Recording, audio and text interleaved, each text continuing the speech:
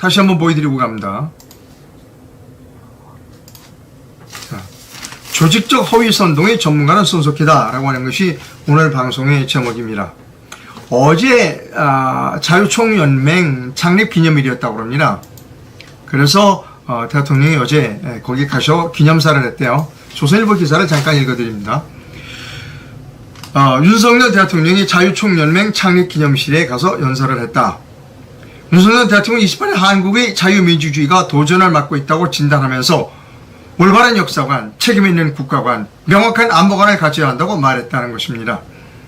윤 대통령은 이날 서울 장충체육관에서 열린 제69주년 자유총연맹 창립기념식 연설에서 현재 지속적으로 허위선동과 조작, 가짜뉴스와 괴담으로 자유대한민국을 흔들고 위협하여 국가 정체성을 부정하는 세력들이 너무나 많이 나와 있다고 했습니다. 예, 틀린 말 없습니다.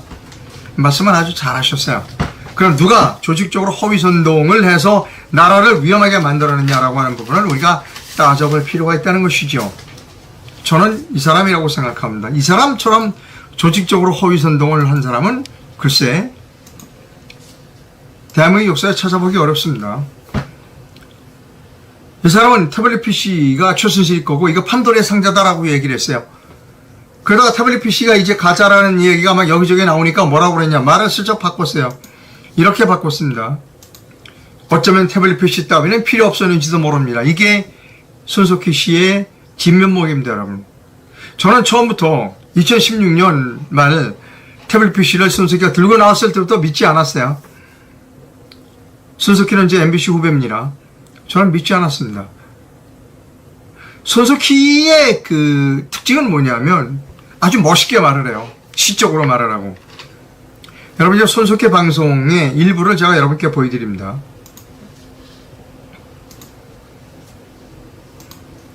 자, 이게 손석희의 방송의 일부입니다. 읽어드릴게요. 여러분, 무엇을 말하려고 하는지 한번 의도를 파악해 보십시오.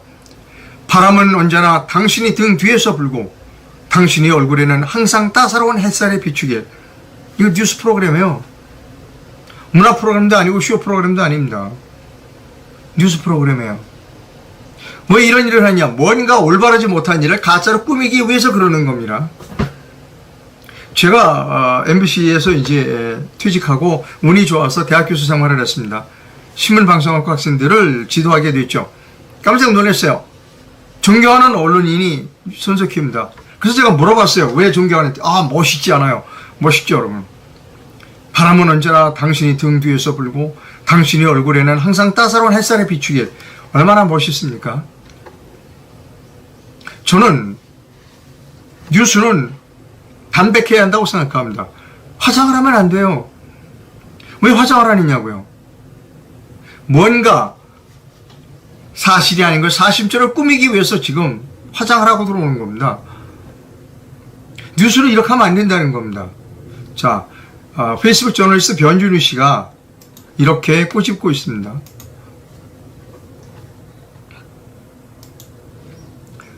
손석희가 자세하게 설명해 드리겠습니다 라고 말하면 철저하게 소개해 드리겠습니다 였다는 것을 아직도 모르는 이 전능한 국민들, 설령 알게 되어도 눈치나 보고 숨소리를 죽이는 이 비열한 국민들이라는 그 포스팅 하셨습니다. 자, 손석희에 관한 기사를 여러분께 보여드립니다. 뉴스핌이라고 하는 매체입니다. 2017년 1월 23일이니까 탄핵 직전입니다. 손석희 앵커 브리핑, 질문 받지 않는 대통령. 자, 여기도 딱 이제 딱 폼을 잡았어요. 멋있습니다, 항상.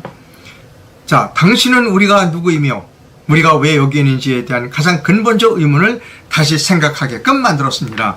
그 점에서 우리는 고마운 마음입니다 라는 겁니다. 글쎄, 왜 이런 얘기를 했을까? 요 사진 밑에 해설을 좀 읽어봤습니다. 그랬더니 이거예요. 이겁니다. 손석희 앵커가 미국 대통령 트럼프와 미국 언론의 불화를 언급하며 박근혜 정부에게 일침을 가했다. 박근혜 정부를 공격하기 위해서 외국 언론을 이용한 겁니다. 좀 읽어드리겠습니다. JTBC 뉴스룸 손석희 앵커가 미국 대통령 트럼프와 언론의 불화를 언급하며 박근혜 정부에게 일침을 가했다.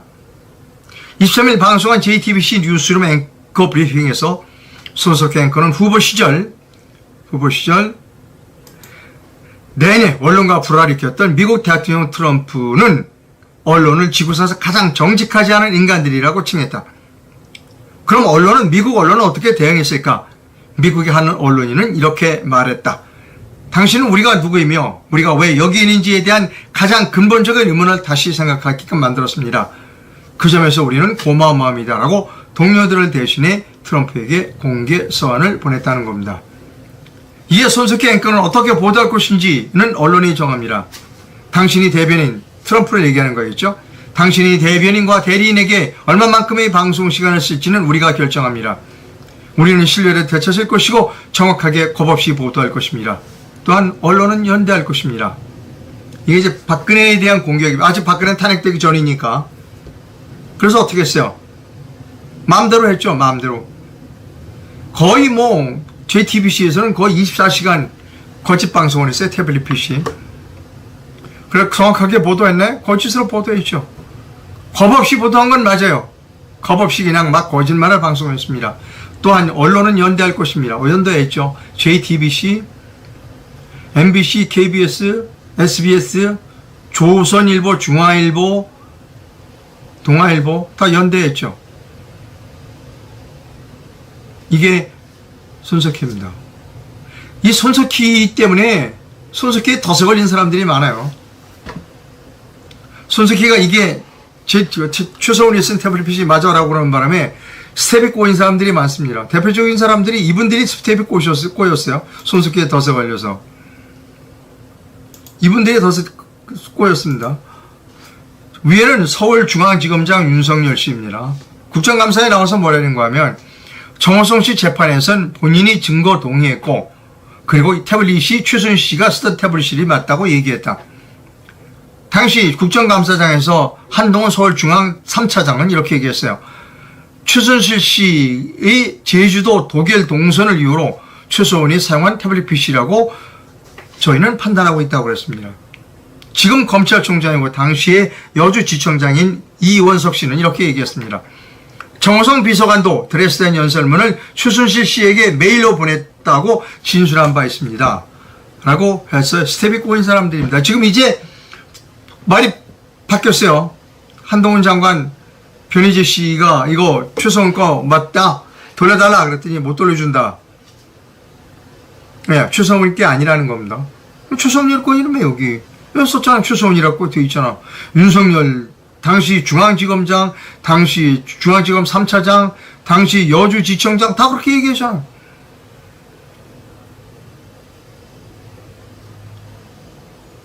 다 최소원이 거라고 했죠. 지금은 아니라고 그래. 그래서 제가 거짓말하는 사람 옆에 가지 말라는 겁니다. 스텝이 꼬이게 돼 있어요. 거짓말하는 사람 옆에서 가면 이렇게 자기도 거짓말할 수밖에 없어요. 이거 스텝이 꼬이는 겁니다. 거짓말을 돈으로 바꿔먹은 사람이 있어요. 이 사람이요. 이 사람은 태블릿 PC를 이용해서 현직 대통령을 감옥에 보내고 돈으로 바꿔먹었어요.